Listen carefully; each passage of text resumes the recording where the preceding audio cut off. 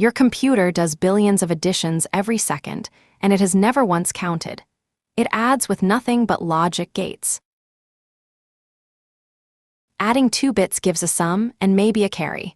1 plus 1 is 2, which in binary is 1, 0. That's a sum of 0, carry the 1. 2 gates handle it. XOR, a gate that outputs 1 when its inputs differ, gives the sum, and gives the carry. Together, they are called a half adder.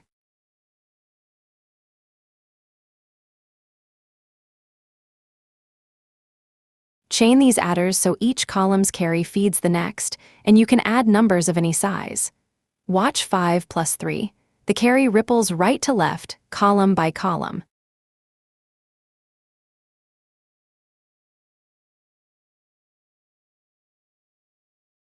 This exact circuit sits inside your CPU's arithmetic unit, running billions of times per second.